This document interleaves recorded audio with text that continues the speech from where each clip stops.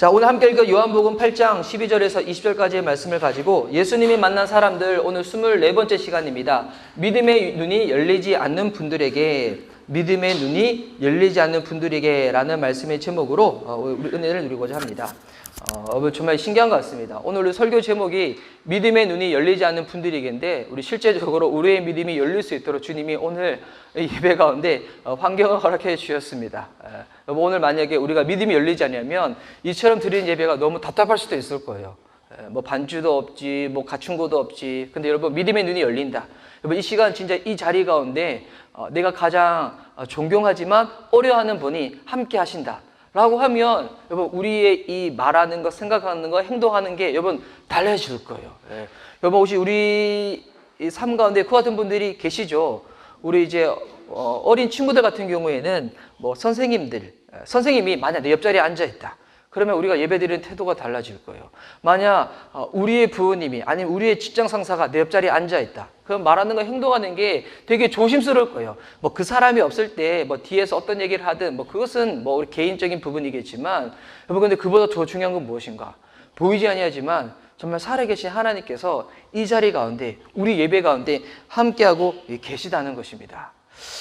저는 이번 주 중에 이제 저희 공동체가 교단에 가입하기 위해 가지고 이제 필요한 추천서를 받으려고 하는데, 추천서를 2장을 받았는데, 제가 한 장을 제가 예전에 일반 대학을 다니고 있었을 때 저희 전공과 교수님한테 좀 부탁을 드렸거든요. 지금은 그 교수님이 목회를 하고 계세요. 목사님이 되셨는데, 그래서 추천서를 부탁해서 연락을 드렸더니 그 목사님께서 저한테 연락을 오신 게 본인이 본인 스스로를 추천한다고 생각하고 기본적인 내용을 좀 적어서 보내달라고. 그래서 이제 처음에는 그냥 단순히 교단 가입을 위해 가지고 필요한 행정적인 양식을 적는다고 생각했었는데, 근데 그 내용을 적는데 저의 이게 몸가짐이 달라지는 거예요. 마음가짐이 달라지는 거예요. 왜 그런가? 이제 거기에 어떤 걸 적어야 되냐면, 그 목사님이 저한테 부탁하신 게 목사님의 목회에 대한 비전과 사명을 좀 적어달라고. 근데 그거를 적는데 예전에 주님께서 저한테 허락하셨던 부분들이 다시 막 생각나기 시작하는 거예요. 그러면서 맞아, 하나님이 나한테 이런 부르심을 허락하셨었지, 이런 사명을 허락하셨었지. 그것을 적어가면서 맞구나. 앞으로도 우리 교회가 앞으로 목회를 할 때도 어떠한 방향성에 맞춰서 나가면 될지 그 내용이 있으니까 그 내용에 따라 가지고 나가면 되겠구나라고 이 생각을 하게 되었습니다. 여러분, 예수님을 믿는다는 것은 뭐냐면 예수님이 누구신지에 대한 이 분명한 믿음의 내용이 있어야 됩니다. 이 믿음의 내용이 있어야지 어떻게 할 수 있는가? 우리가 이 믿음의 방향을 설정해 가지고 주님께 나갈 수가 있다는 거예요. 교회는 다니는데 예수님 실제적으로 모르시는 분들이 의외로 많이 있어요. 물어보면 그냥 설교 시간에 어줍지 않게 듣기는 들었는데, 그냥 교회 생활 오래 하면서 예수님에 대해서 그냥 듣기는 들었는데, 근데 정확한 이 성경적인 예수님에 대한 알미 없다가 보니까 나중에는 결정적인 순간에 무언가 선택을 해야 되는 순간에 내가 무엇을 믿는지 스스로도 헷갈릴 때가 많이 있거든요. 오늘 읽었던 이 요한복음 본문에 보면 예수님께서 당신을 소개하시는데, 우리 인간이 살아계신 하나님, 예수님을 잘 이해할 수 있도록 예수님이 우리가 잘 이해할 수 있는 은유적인 표현으로 예수님을 딱 소개를 하세요. 특별히 요한복음에는 예수님에 대한 그 같은 표현들이 한 7가지가 나와 있어요. 어떤 게 있냐? 예수님이 당신을 소개하실 때 나는 생명의 떡이라고, 나는 선한 목자라고, 나는 부활이라고, 나는 길이고 진리고 생명이라고. 근데 오늘 읽었던 이 본문에 보니까 이 6가지 외에 지금 나머지 한 가지 딱 표현이 등장하고 있는데, 바로 그 표현이 무엇인가? 오늘 읽었던 12절 말씀 보니 예수님은 당신을 세상의 빛으로 우리에게 말씀하고 있다는 거예요. 세상의 빛이다. 오늘 이 12절 말씀만 우리가 정확하게 이해를 해도 예수님이 누구신지, 예수님이 이 땅에 왜 오셨는지, 그 무엇보다 예수님 믿는 게 무엇인지 우리가 정확하게 알 수가 있다는 것입니다. 오늘 우리가 전체적으로 읽었던 본문은 12절부터 20절까지지만 오늘은 이 좀 설교의 대부분의 시간을 이 12절만 집중적으로 파는 것 가운데 좀 시간을 좀 많이 보내고자 합니다. 여러분, 예수님을 믿을 때 예수님 믿는 것이 막연할수록 우리가 무엇을 경험하지 못한다면 삶의 변화를 경험하지 못한다는 겁니다. 예수님 믿는 게 무엇인지 정확하게 본인 스스로 이야기할 수 있어야지 무엇을 기대할 수 있는가? 아, 예수님 믿고 난 다음에 나의 삶이 이렇게 변화되어질 수 있겠구나. 예수님 믿으면서도 참 역설적으로 비참함을 경험할 때가 있어요. 언제 비참함을 경험하는가? 예수님 믿는다고 하는데 실제적으로 예수님 안 믿는 사람들과 내 삶을 딱 비교해 봤었을 때 내 삶이 별로 다른 게 없는 거예요. 변화된 게 없는 거예요. 심지어 어떨 때는 예수님 안 믿는 사람이 나보다도 더 윤리적으로 도덕적으로 더 나아 보이고, 나 예수님 믿음에도 불구하고 그게 보니까 그 사람들보다도 그 부분이 더욱더 안 되는 것처럼 느껴지고, 이럴 때 진짜 내 안에 이 양심이 있는 사람들은 비참함을 경험하거든요. 아, 내가 주님의 자녀라고 하는데, 내가 예수님 믿는 크리스찬이라 하는데 나는 도대체 무엇으로 말미암아 내 삶을 그렇게 드러낼 수가 있는 것인가? 이건 막연하게 예수님을 믿으니까 우리의 삶 가운데 변화도 능력도 경험하지 못하는 것입니다. 그래서 예수님은 오늘 당신을 빛으로 소개하실 때 어디의 빛이라고 말씀하시냐면 교회의 빛이 아니에요. 세상의 빛이라고 말씀하고 있다는 거예요. 여러분, 이것은 분명한 우리의 신앙의 위치와 방향을 알려주는 거예요. 여러분, 진짜 예수님을 믿는 것은 어디서 알 수가 있다는 거예요? 교회 안에서 알 수 있는 것이 아니라 세상 속에서 알 수가 있다는 거예요. 내가 가장 편안하게 살고 있는 그 환경 가운데서 진짜 내가 예수님 믿는 사람인지 그것을 우리가 확인할 수가 있다는 것입니다. 예배 때가 아니에요. 세상에 아주 평범한 일상의 삶을 통하여 확인할 수 있다는 것인데, 그러면 도대체 세상은 어디인가? 여러분, 성경을 읽다 보면 세상이라는 단어가 여러 번 등장해요. 우리 잘 아는 유명한 말씀, 요한복음 3장 16절. 하나님이 세상을 이처럼 사랑하사 독생자를 주었으니 이는 그를 믿는 자마다 멸망치 않고 영생을 얻게 하려 하심이니라. 여기서 말하는 세상은 하나님이 만든 모든 피조 세계를 의미하고 있는 거예요. 그러니까 하나님은 온 우주 만물을 만드셨잖아요. 온 우주 만물을 만드시고 난 다음에 어떻게 하시는가? 내팽개치시는 것이 아니라 그 하나님께서 직접 만드신 그 피조 세계를 주님이 사랑하신다는 거예요. 그래서 세상은 하나님의 사랑을 받아야 하는 것인데, 근데 이 세상이 어떻게 하는 거예요? 하나님을 인정하지 않은 거예요. 세상이 하나님을 인정하지 않았다는 것은 세상에 있는 사물과 이런 것들이 인정하지 않았다는 것이 아니라 이 하나님께서 세상을 창조하실 때 마지막 클라이막스가 하나님의 형상을 따라서 만들어진 우리 인간이거든요. 우리 인간이 하나님을 인정하지 않는 그것을 보면서 주님은 뭐라고 말씀하시냐면 세상이 타락했다고, 인간의 범죄로 말미암아 세상 가운데 죄가 들어왔다고 주님께서 말씀하시는 거예요. 그래서 요한복음 2장 15절에 이렇게 말씀하시죠. 이 세상이나 세상에 있는 것들을 사랑하지 말라.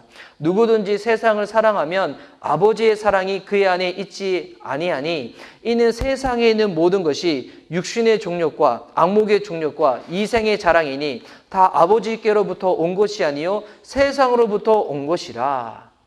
하나님 형상으로 지음받은 인간이 하나님을 떠나버리고 주님을 부인하는 그 순간부터 여러분, 이 세상은 어떻게 되는 것인가? 바로 심판의 대상이 되었다는 것입니다. 하나님께서 인간에게 세상을 다스릴 권세를 주었는데 인간의 불순종으로 말미암아 가지고 인간도 심판의 대상, 바로 이 세상도 심판의 대상이 되어버렸다는 것입니다. 그런데 이 심판에 받을 수밖에 없는 이 세상을 하나님은 어떻게 하시는가? 그냥 내버려 두지 않으세요. 왜? 하나님이 세상을 창조하신 목적은 하나님의 형상으로 지음받은 인간이 주님 안에서 완벽한 기쁨의 교제를 누리고 또 인간의 그 다스림을 말미암아서 바로 이 땅이 하나님의 뜻을 이루는 주님의 나라가 되기를 원하셨는데, 하나님께서 이것을 만드셨는데 인간의 불순종으로 말미암아 이 계획이 틀어지는 것으로 놔두지 아니하시고 주님께서 어떻게 하시는가? 바로 이 세상을 구원하시려고 바로 일하기 시작하셨다는 거예요. 그래서 하나님이 세상을 구원하시는 그 일하심을 우리가 두 글자로 뭐라고 얘기할 수 있는가? 여러분, 바로 이것이 선교예요. 그래서 선교는 우리가 하는 것 같지만 여러분, 실질적으로 누가 하는가? 하나님이 하시는 거예요. 살아계신 하나님은 선교하신 하나님이고 이 하나님의 마음을 알 때 우리가 그 선교의 일 가운데 동참하며 나아가는 것이거든요. 그래서 주님이 오늘 세상 가운데 무엇으로 오셨다고 말씀하고 있는가? 빛으로 오셨다는 거예요. 세상의 빛이 필요하다는 거예요. 여러분, 이 말인즉 지금 세상은 어떻다는 거예요? 어둡다는 거예요. 흑암으로 가득 차 있다는 거예요. 죄의 세상이 되었다는 거예요. 이 죄로 인한 결과가 어떻게 되어지신가? 죄로 말미암아 가지고 이 불이 꺼져 버린 거예요. 세상 가운데. 그래서 빛이 없는 상황. 빛이 없기 때문에 뭘 할 수 없는가? 앞을 보지를 못하는 거예요. 여러분, 무엇보다도 누구를 보지 못하는 겁니까? 하나님이 살아계심에도 불구하고 죄의 결과로 말미암아서 우리는 누구를 보지 못하는가? 예수님을 보지 못하는 거예요. 하나님을 보지 못하는 거예요. 그리고 하나님을 없다고 치부해 버리는 거예요. 죄인은 하나님이 없다고 합니다. 죄인은 하나님이 보이지 않으니까 신경을 안 쓰고 여러분 없는 채 살아가는 것입니다. 그런데 여러분, 예수님 믿는 우리 크리스찬들도 여러분 죄를 지을 때가 있잖아요. 지난주에도 예배 가운데 한번 나눴지만 나는 지금까지 예수님 믿고 난 다음에 한 번도 죄 지은 적이 없다. 지난주에 그 설교를 들었음에도 불구하고 여러분 일주일 사는 동안에 여러분 죄 많이 지으셨나요? 뭐 의도적으로 죄를 짓지 않았겠지만 여러분 순간순간적으로 내 감정을 주체하지 못해가지고 누가 내 자존심을 막 건들 때마다 여러분 궁지에 몰릴 때마다 우리는 막 죄를 범할 때가 있거든요. 그럼 여러분 예수님 믿는 그리스도인들이 죄를 짓는다. 왜 그럴까요? 왜? 여러분 가장 근본적인 이유가 뭔지 알아요? 우리는 약해서 죄 지었다고 그렇게 핑계를 대요. 물론 약해서 죄를 짓겠지만 여러분 가장 근본적인 이유는 뭐냐면 내가 죄 짓는 그 순간에 내가 하나님 없다고 여겼기 때문이에요. 여러분 그때 만약 여러분 옆에 진짜 하나님이 실제적으로 물리적으로 있다고 느껴보세요. 그럴 수 있을까요? 여러분 그러지 못할 거예요. 주의 성수 왜 바로 못할까요? 왜 혼자 있는 시간에 자꾸 넘어지는 걸까요? 우리가 왜 자꾸 거짓말을 하는 것이고 음란에 넘어지는 걸까요? 이 세상 살아갈 때 믿음으로 살아야 된다, 말씀으로 살아야 된다 알면서도 불구하고 우리는 불신으로 살고 내 고집으로 살 때도 많이 있잖아요. 여기에 대한 대답은 딱 하나입니다. 그 순간만큼은 나에게 하나님은 계시지 않았던 거예요. 하나님 계심에도 불구하고 내가 하나님 계시지 않는 사람처럼 그렇게 살아갔던 거예요. 그래서 여러분 진짜 믿음 있으면 어디서 증명되어지는가? 흑암과 어둠이 꽉 차여있는 이 세상 속에서 나의 믿음의 이 진짜를 확인할 수가 있다는 거예요. 그래서 여러분 이 어둠이 꽉 차여있는 공간이 있다. 여기도 만약에 뒤에 저 형광등 전원 스위치를 끄면 다 어두워지잖아요. 근데 완전히 캄캄하다. 완전히 어둡다. 그러면 앞을 보지 못하잖아요. 그때 앞을 볼 수 있는 방법이 뭘까요? 빛이 들어오는 거예요. 빛이 들어오는 거. 여러분 이게 믿음의 세계도 마찬가지입니다. 하나님 안 보이는 것처럼 느껴지지만 여러분 세상의 빛으로 오신 예수님을 통하여서 우리는 주님을 볼 수가 있다는 거예요. 지금 우리가 여기 이제 사물을 보고 여기 계신 분들을 볼 때 이게 딱 보이잖아요. 우리 형제님은 오늘 이렇게 파란색 빛이 나는 또 위에 자켓을 입으셨고, 오늘 완전히 이렇게 가을 남자가 되셨고, 그리고 이제 여러분들은 저를 볼 때 오늘 또 어김없이 빛나고 있는 저의 이 아름다운 외모를 또 보고 계시잖아요. 왜 저의 이 외모를 보고 우리 서로 볼 수 있을까요? 왜냐면 빛으로 반사된 게 우리 눈에 들어오면서 그렇게 보여지는 거잖아요. 여러분, 그 빛이 무엇인가? 우리로 하여금 보이게 해주는 거예요. 무엇보다도 무엇을 보게 해주는가? 눈에 보이지 않는다고 해가지고 하나님이 안 계시거나 죽으신 것이 아니라 정말 살아계신 그 하나님을 볼 수 있도록 도와주시는 분이 세상의 빛으로 오신 예수님이라는 거예요. 그래서 여러분 예수님 믿을 때 우리 흔히 이런 표현들 많이 해요. 우리 예수님 인격적으로 만난 적이 있으시냐고. 그러면 저 예수님이 인격적으로 만난 적이 있다고. 그런데 인격적으로 만났다는 게 무슨 의미인지도 잘 모르고 그런 표현을 많이 해요. 따라 하는데 여러분 예수님을 인격적으로 만났다는 게 무슨 의미일까요? 이게 되게 쉬운 건데 예수님을 없는 채 대하지 않는다는 거예요. 요즘 이렇게 그 중고등 학생들 중에서 뭐 초등학교에도 그런 문제 있는지 모르겠는데 예전에 왕따 문제가 되게 심각했잖아요. 왕따 문제가 왜 심각한가? 그 친구가 그 반에 있음에도 불구하고 마치 없는 것처럼 그 친구를 무관심으로 따돌려 버리는 거예요. 세상에서 진짜 무서운 게 뭐냐면 이게 뭐 미워하는 것보다 더 무서운 게 뭐냐면 무관심이거든요. 있는데도 불구하고 없는 사람으로 막 돼버리는 거예요. 여러분 예수님을 인격적으로 대함에 있어가지고 가장 필요한 게 무엇인가? 진짜 그분이 나와 함께 하시는 것을 믿음의 눈이 활짝 열려서 보는 거예요. 여러분 정말 이 눈이 열리잖아요.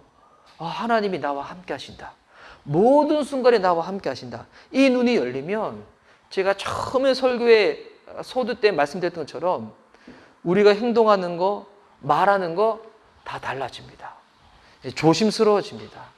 제가 이제 결혼식 주례할 때 가끔씩 그런 얘기를 할 때가 있어요. 우리 결혼하는 형제 자매가 신앙이 있을 때 부모님 모신다고 산다고 들었다고. 그러면 이제 깜짝 놀라거든요. 우리 부모님 안 모시고 사는데? 우리 그냥 따로 사는데? 근데 여러분, 육신의 부모님은 모시고 살지 않지만 어떤 부모님 모시고 사는 거예요? 영의 부모님 대신에 하나님 모시고 사는 거잖아요. 그러면 이게 그러니까 육신의 부모님 모시고 산다고만 해도 사람들은 깜짝 놀라요. 되게 불편할 것 같은데? 근데 여러분, 그보다 훨씬 더 불편한 게 있어요. 영의 부모님이신 하나님을 내가 모시고 산다. 제가 이제 여러분 집 한번 찾아간다고 생각해 보십시오. 나중에 우리 이제 주중에 모임이 생기면 이제 저희가 이제 집을 순회하면서 우리 한번 주중에 예배 드려도 참 재밌을 것 같아요. 한 날은 저희 날, 한 날은 저희 집에서, 한 날은 우리 선녀 형제님 집, 병주 형제님 집, 세본 자매님 집, 우리 미션 리바이벌 칠들의 집 가가지고 가면 여보 어떻게 저를 대하실 거예요? 환영해 주실 거죠? 예, 막 기쁨으로 막 영접해 주실 거죠?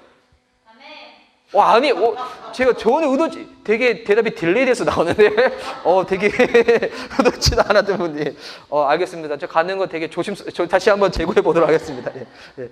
만약에 제가 간다고 하면, 손님이니까 여러분 되게 환영해 주실 거예요. 근데 짧게 가니까 그런 거지. 만약에 제가 여러분 집에 가는데, 오래 살겠습니다. 한 달 살겠습니다. 두 달 살겠습니다. 예, 한 1년 살겠습니다. 영원토록 살겠습니다. 할렐루야. 완전 당장 주님 하셔도 되는데 이렇게 한다면 제가 이게 젊은 목사여도 어떤 부분에서는 되게 불편한 부분들이 있을 거예요. 여러분 만약에 제가 아니라 여러분 집에 어른이 찾아간다. 여러분 이것만 생각해도 혼자 지낸 거와 비교해 보면 여러분 정말 엄청난 변화가 생길 거예요. 왜? 조심해지기 때문에.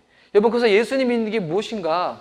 갈라디아서 2장 20절에 이렇게 말하고 있습니다. 우리 사도 바울이 내가 그리스도와 함께 십자가에 못 박혔나니 그런즉 이제는 내가 산 것이 아니요 오직 내 안에 그리스도께서 사신 것이라. 오직 내 안에 그리스도께서 사신 것이라. 이제 내가 육체 가운데 사는 것은 나를 사랑하사 나를 위하여 자기 몸을 버리신 하나님의 아들을 믿는 믿음 안에서 사는 것이라. 여러분 예수님 믿는 순간에 뭐라고 얘기하고 있어요? 예수님이 우리 안에 함께 사신다는 거예요. 내 안에 예수님이 사신다. 예수님이 나와 함께 하신다. 여러분 이거 정말 믿으십니까? 나와 함께 사신다. 여러분 그래서 교회 안에 있을 때만 빛이 쪼여가지고 예수님이 함께 하시는 것이 아니라 오늘 예배 드리고 난 다음에 교제 끝나고 난 다음에 우리의 일상으로 돌아가서 교회 밖에 살아가는 그 삶 속에서도 여러분 예수님이 함께 하신다는 거예요. 문제는 뭐냐면 실제로 우리가 이것을 안 믿을 때가 많이 있다는 게 문제라는 거예요. 왜? 어둠과 흑암 때문에 아무것도 보이지 않기 때문에 눈이 닫혀있는 상태랑 똑같은 상태이기 때문에 예수님이 어떤 분이신지 예수님이 이 세상에 빛으로 오셨는데도 불구하고 그분을 믿지 아니하니까 주님을 보지를 못한다는 거예요. 여러분 이게 그냥 멋진 표현으로만 끝나는 것이 아니라 진짜 예수님을 보게 되잖아요. 나와 함께 하시는 하나님을 보게 되잖아요. 그러면 여러분 무엇부터 경험하게 되는가? 히브리서 12장 2절 말씀인데요. 믿음의 주여 온전케 하시는 이인 예수를 바라보자. 그는 그 앞에 있는 기쁨을 위하여 십자가를 참으사 부끄러움을 개의치 아니하시더니 하나님 보좌 우편에 앉으셨느니라. 여러분 예수님 바라볼 때 우리의 믿음이 어떻게 된다고요? 주님이 우리의 믿음을 온전한 믿음의 소유자로 만들어 주신다는 거예요. 예수님 믿으면서 왜 불안한가? 왜 매번 그게 그거인가? 답은 명확합니다. 계속 동일한 답이에요. 예수님이 실제로 나와 함께 하심을 보지 못하기 때문이에요. 진짜 나와 함께 하시는 것을 믿으면 여러분, 예수님 믿으면 어떤 변화가 따라오게 되는 것인가? 진짜 나의 믿음이 온전해지는 변화를 경험하게 됩니다. 이 변화라는 게 내가 의지적으로 해가지고 되는 게 아니에요. 결국 무엇의 문제냐면 믿음의 문제입니다. 우리의 의지가 약해가지고 변화되지 못하는 것이 아니라 내가 믿음이 없으니까 변화가 안 되는 거예요. 내가 믿음으로 주님 내 삶 가운데 함께 하신 것을 진짜 바라보면 믿음의 주여 온전케 하시는 우리 주님께서 저와 여러분의 믿음을 온전한 믿음의 소유자가 될 수 있도록 만들어 주신다는 거예요. 그런데 여러분, 이 예수님 보는 게 한 번만 보면 될까요? 그냥 내가 보고 싶을 때만 본다. 여러분, 이건 아니겠죠. 예수님 언제까지 봐야 되는가? 여러분, 우리 죽을 때까지 예수님 믿는 거잖아요. 그 말이 이제 우리는 죽을 때까지, 주님 나라 갈 때까지 예수님을 바라봐야 한다는 거예요. 제가 이제 주중에 만난 어느 목사님이 되게 이제 사역을 열정적으로 뜨겁게 하시는 이 목사님이 계시는데, 근데 그분이 이런 말을 하시는 것을 들었어요. 본인이 예전에 성령 체험하라고, 방언 은사 체험하라고 막 기도해주고 하는데, 어떨 때는 그런 생각이 들 때가 있다고. 이게 무슨 소용이 있나? 무슨 소용이 있나? 그 목사님이 왜 그런 이야기를 하셨냐면, 그러니까 성도님들이 처음에 성령 체험하고, 막 은사 체험할 때는 마치 세상이 다 뒤집어진 듯이 신앙생활을 할 것만 같은데, 근데 그 감흥이 어떤 사람은 좀 길게 간다. 뭐 한 달, 몇 개월, 아니면 몇 주, 그냥 며칠 지나고 난 다음에 약효가 딱 떨어져 버리는 거예요.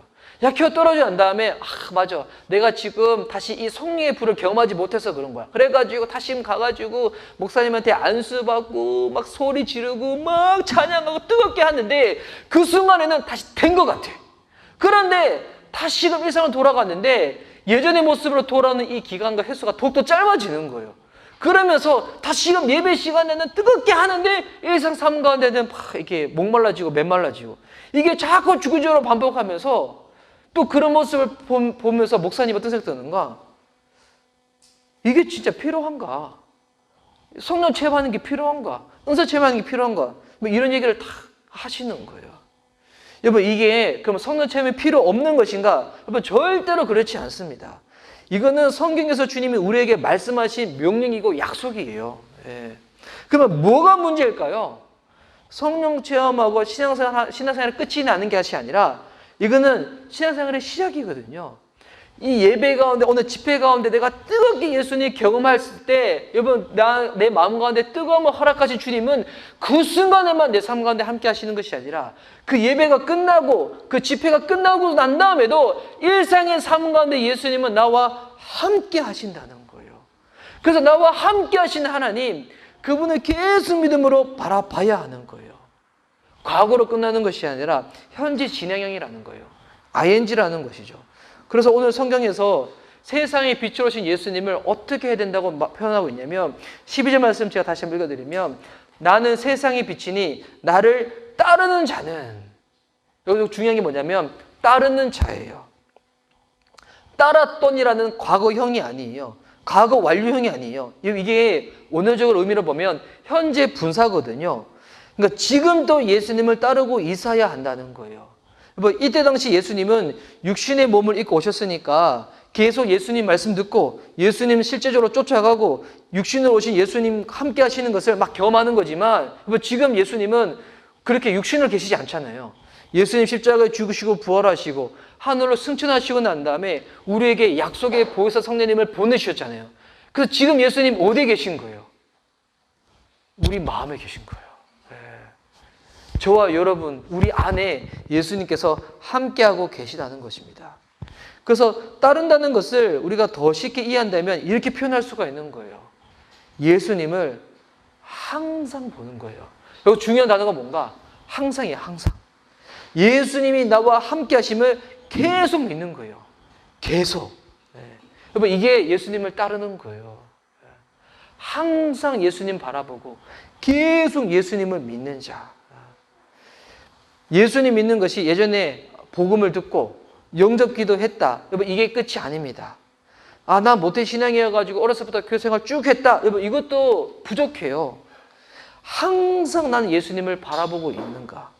나와 함께 하신 예수님을 항상 인정하며 그분을 의식하며 말하며 행동하며 심지어 내 생각의 영역 속에서도 예수님을 의식하며 생각하고 있는가?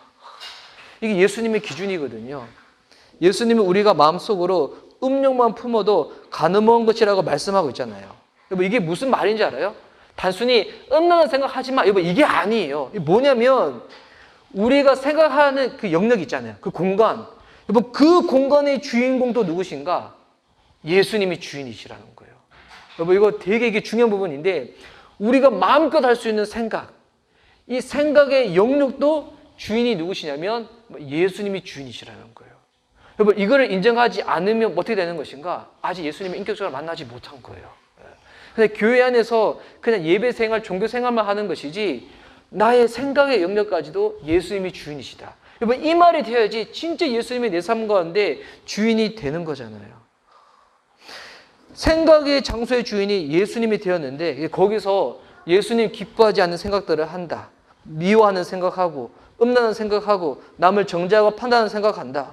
예수님 그거 모른 채 그냥 넘어가 주실까요? 그러지 않습니다. 내가 주인일 때는 그런 생각해도 그냥 양심 그냥 찔리고 넘어가는 것으로 끝나버릴 거예요. 근데 여러분, 예수님 진짜 주인이라면 어떻게 될까요? 다른 거죠. 여러분 가지고 있는 핸드폰이 있는데 여러분 건데도 불구하고 제가 만약 그 핸드폰 가지고 제가 마음대로 막 조작해버리고 비밀번호 있는 거 막 눌러가지고 막 풀어버리고 하면 여러분 기분 어떠시겠어요? 안 좋으시겠죠. 왜? 여러분 핸드폰인데 제가 이거를 허락도 안 받고 제 마음대로 막 해버리면 얼마나 기분 나쁘겠어요. 괜찮아요. 할렐루야. 네. 우리 영혼, 오늘 우리 여기서 계신 설교할 필요가 없어. 와, 집에서 영혼처럼 살아야 되고, 핸드폰 막 해야 되고. 근데 그렇지 않는 분이 있다. 치면 어떨까요? 되게 얼마나 기분이 나쁘겠어요. 왜? 내 건데 그냥 몰상식하게 예의 없이 그렇게 대하는 거니까. 이게 생각 영역도 마찬가지거든요. 그 영역에서 예수님의 주인 되심을 인정하고 나가는 것인데, 근데 예수님 건데 내 마음대로 해버린다. 주님 편에 봤었을 때 되게 불편하고 되게 버릇없다고 주님 그렇게 여겨주시는 거거든요. 만약 이 정도 나누면 대부분 사람들은 맞아. 우리 예수님 그런 분이시지. 이 성령 충만하신 분들은 맞아. 내가 예수 앞에 그렇게 나가야 되는데 막 열광하는 분들은 진짜 성령 충만하신 거예요. 근데 만약 그러지 못하고 그 정도까지 해야 돼요? 내가 생각하는 것도 내 마음대로 못해요? 너무 불편한데? 그런 게 예수님 믿는 거였어요? 난 교회 오니까 그냥 사람들 만나고 교제 나누고 막 맛있는 거 밥 먹고 너무 좋아서 교회 왔는데 뭐 내 생각까지 내가 마음대로 못한다고? 이게 너무 간섭 아니냐고. 왜 이렇게 소토고처럼 예수님이 따라오시냐고. 이런 분들이 계신다고 한다면 왜 그런 것인가? 예수님이 얼마나 좋은 분이신지 그걸 모르기 때문이에요. 예수님이 얼마나 사랑이 많은 분이신지 그것을 아직 본인이 체험하지를 못한 거예요. 그러니 예수님을 오해하는 거예요. 누군가 사람을 오해할 때 여러분 그다음부터 뭐가 안 되는지 알아요? 그 사람하고 같이 있는 게 불편해져요. 교제하는 거, 같이 일하는 거 안 돼요. 내가 마음이 불편해가지고. 여러분 이게 신앙도 똑같습니다. 예수님에 대해서 오해하니까 기도하라는 거 알아. 말씀 보는 거 알아. 주일 성수 해야 된다는 거 알아. 11조 해야 된다는 거 알아요. 근데 여러분 이게 안 돼요. 불편해요. 해도 기쁨이 아니야. 안 하면 벌 받을 것만 같으니까 그냥 하는 거예요. 예수님에서 봉사하고 섬기는 게 기쁨이 아니라 빼앗기는 느낌이에요. 그리고 봉사하고 섬겼는데 만약 목사님이 안 알아준다. 목사님이 나 이런 거 잘 안 챙겨준다. 그다음부터 내 안에서 되게 불편해요. 내가 이 정도 봉사하는데도 불구하고 왜 교회에서 나를 안 챙겨주냐. 막 이렇게 나와요. 왜냐? 예수님이 어떤 분인지 몰라서 그런 거예요. 진짜 예수님 아직까지 인격적으로 만나지 못해서 그런 거예요. 진짜 예수님 알잖아요. 달라져요. 진짜 달라져요. 진짜 예수님을 알고 그분을 만나고 그분과 함께하고 그분 날마다 바라본다. 제가 굳이 설교 안 해도 굳이 우리가 모여가지고 성경 공부 안 해도 문제 달라집니다. 그래서 예수님을 늘 바라보는 자, 항상 함께하는 것을 믿는 자는 오늘 이 12절 보니까 두 가지 놀라운 변화가 따라온다고 나와 있어요. 어떤 변화가 나오는가? 먼저는 죄를 멀리하게 됩니다. 더 정확하게는 이제는 죄를 싫어하고 미워하게 되는 거예요. 12절 후반절 보니까 나를 따르는 자는 어둠에 다니지 아니하고 생명의 빛을 얻으리라. 첫 번째가 뭔가? 어둠에 다니지 아니하는 거예요. 예수님이 함께 하시는 것을 알기 때문에 내가 굳이 어둠을 갈 필요가 없는 거예요. 저희가 어렸을 때만 하더라도 이게 저희 이제 그 동네에는 깡패들이 좀 많았거든요. 그래서 제가 이제 기억해요. 학교 이제 중학교 수업 마치고 집으로 갈 때 좀 빨리 가는 길이 있고 약간 이제 건너가는 길이 있었어요. 근데 이제 어렸을 때니까 빨리 집에 가고 싶으니까 빨리 가는 길은 약간 이렇게 외진되었는데 제가 아직도 기억해요. 중학교 1학년 때였는데 어느 형들이 딱 저를 딱 왔어. 한 2명 정도가. 그러면 그 형들이 늘 하는 이렇게 멘트 알죠? 돈 있는 거 다 내놔. 제가 이제 없는데 하면 뒤져서 나오면 10원에 한 대. 막 이렇게 하시게. 그래가지고 실질적으로 그 형을 만나가지고 어렸을 때 저한테 1,000원은 진짜 큰 돈이었거든요.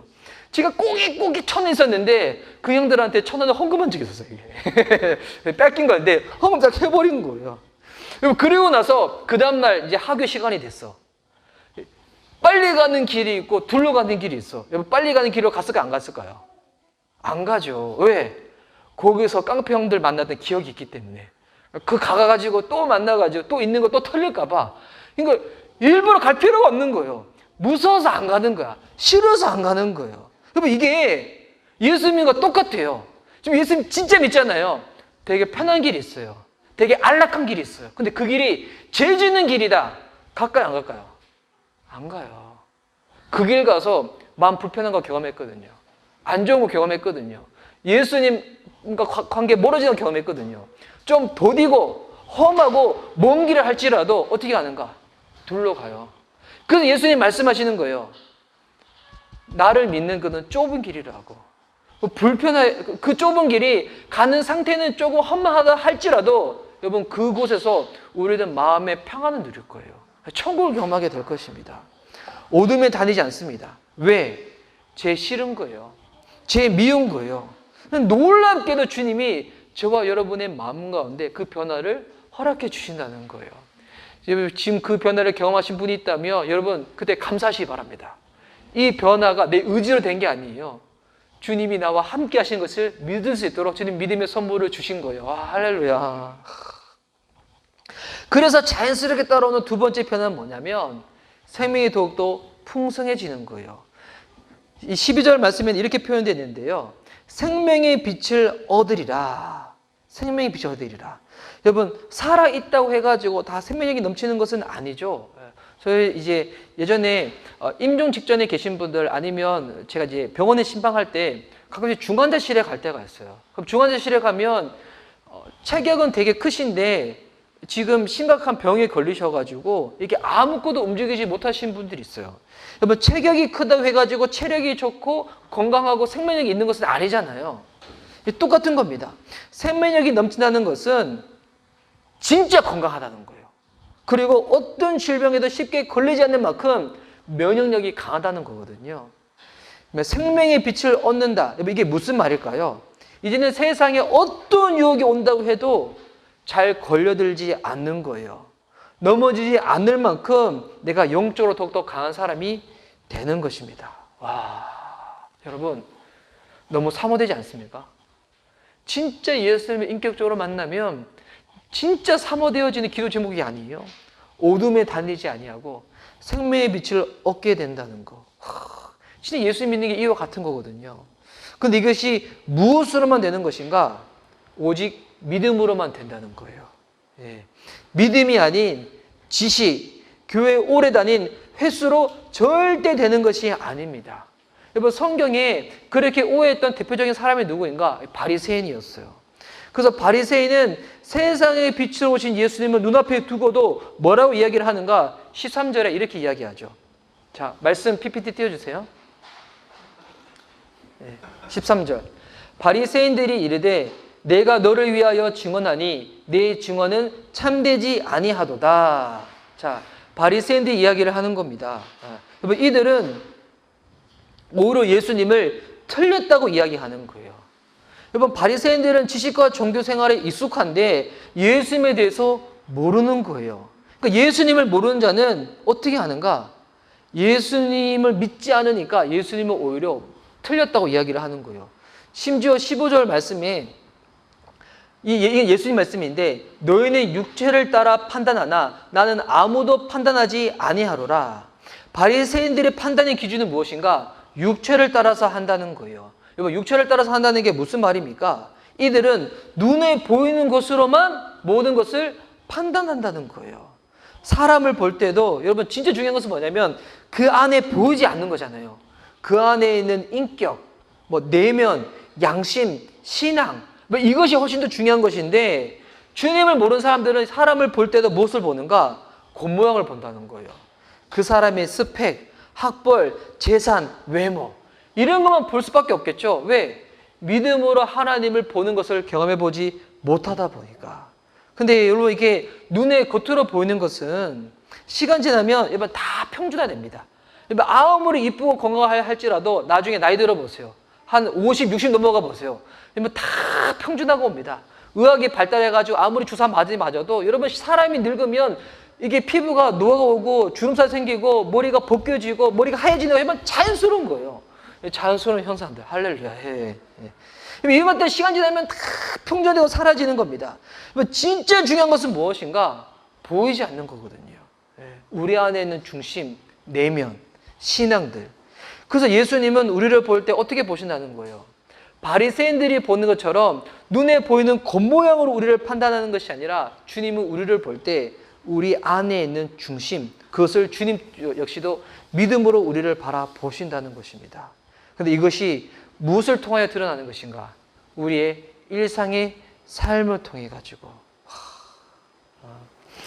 제가 이제 교회를 이렇게 이제 함께 예배를 드리면서 저희 공동체는 아직 그렇게 큰 공동체는 아니잖아요.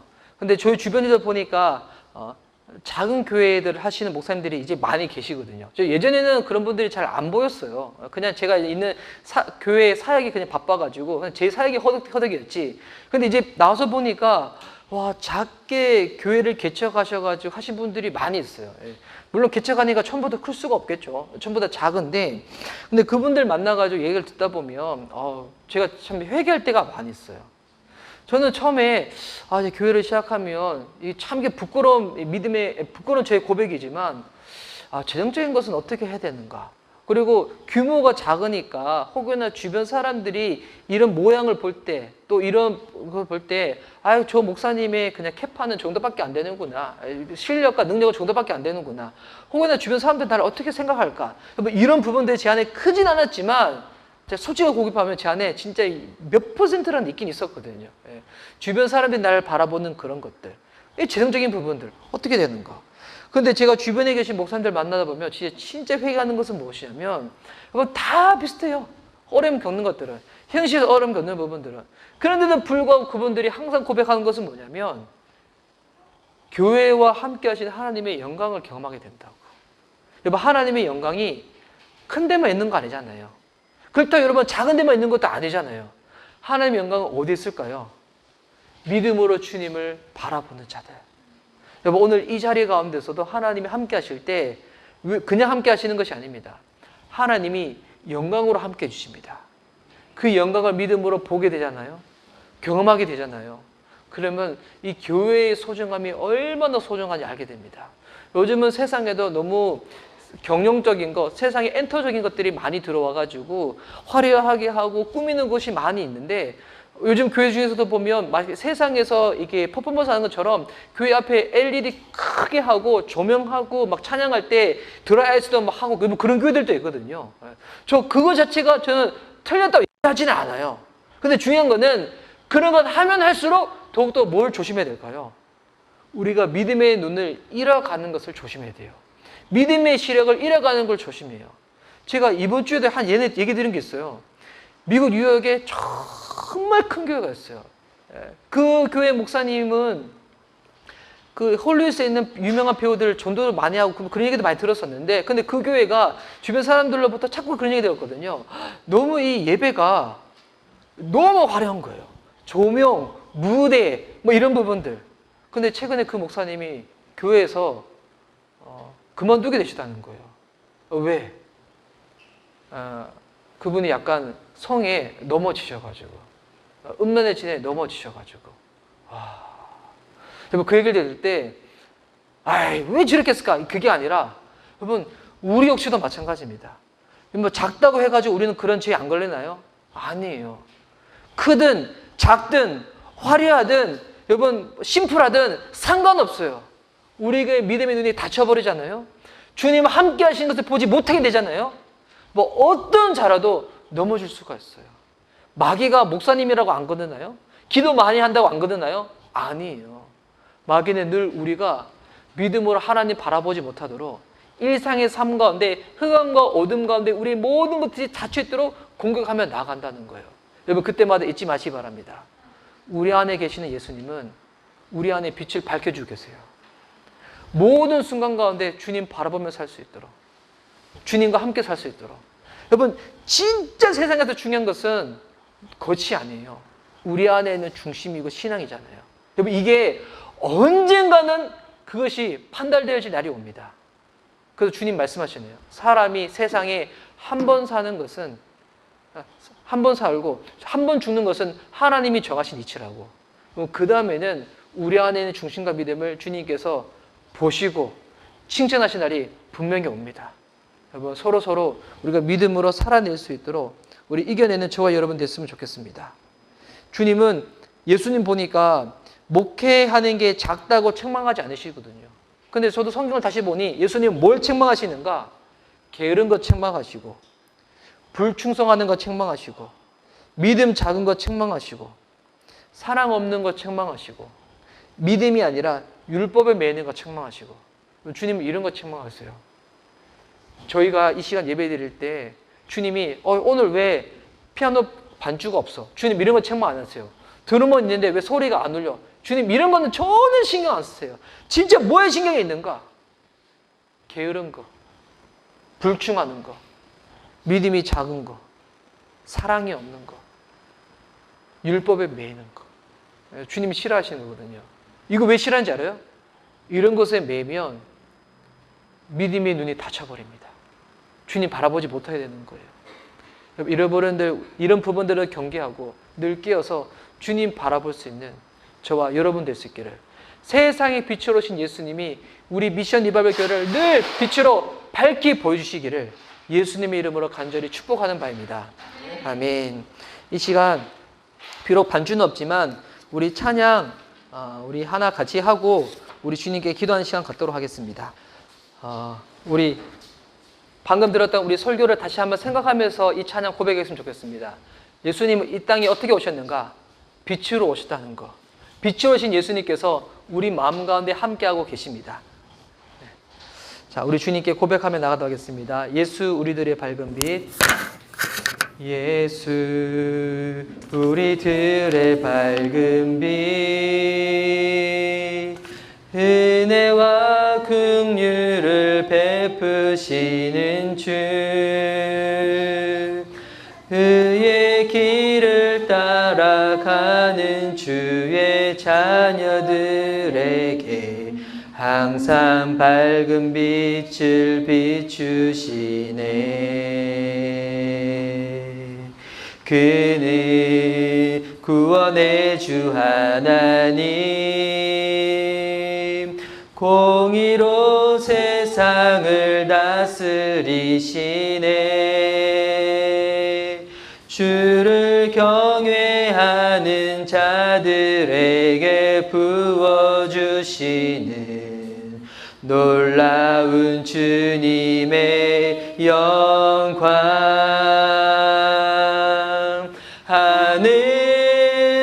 하늘에서 찬란하게 빛나는 주의 영광, 이 땅에 오셨네. 어둠을 밝히고 새 생명 주셨네.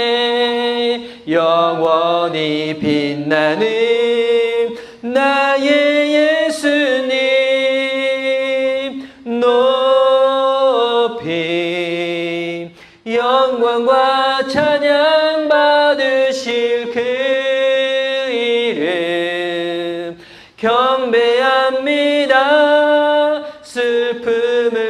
두고 내게 자유 주시네. 기쁨의 노래를 영원한 나의 빛 예수께. 하늘에서 찬란하게 빛나는 주의 영광 이 땅에 오셨네. 어둠을 밝히고 새 생명 주시네. 영원히 빛나는 나의 예수님 높이 영광과 찬양 받으실 그 이름 경배합니다. 슬픔을 거두고 내게 자유 주시네. 기쁨의 노래를 영원한 나의 빛 예수께. 오늘 시간 들은 말씀 붙잡고 주님께 기도하며 나아갑시다. 우리 기도 음악 틀어주세요.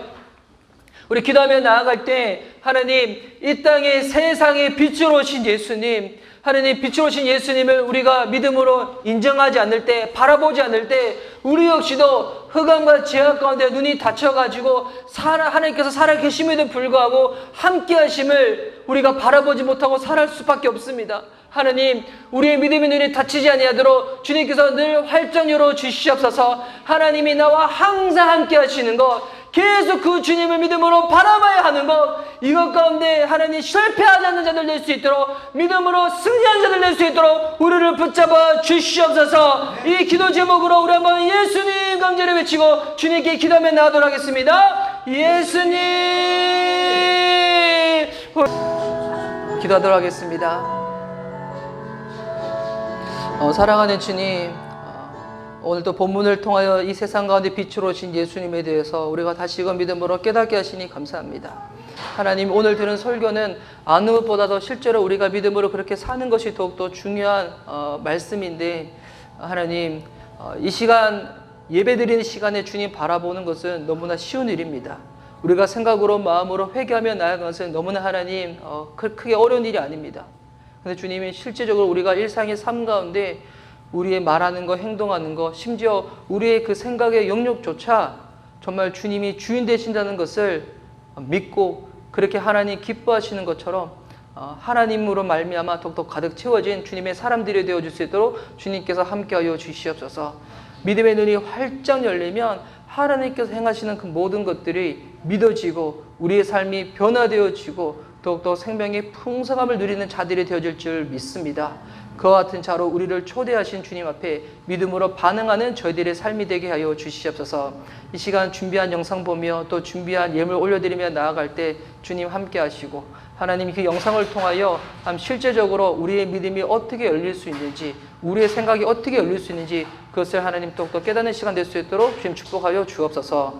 감사드리오며 살아계신 예수님의 이름으로 기도드립니다. 아멘.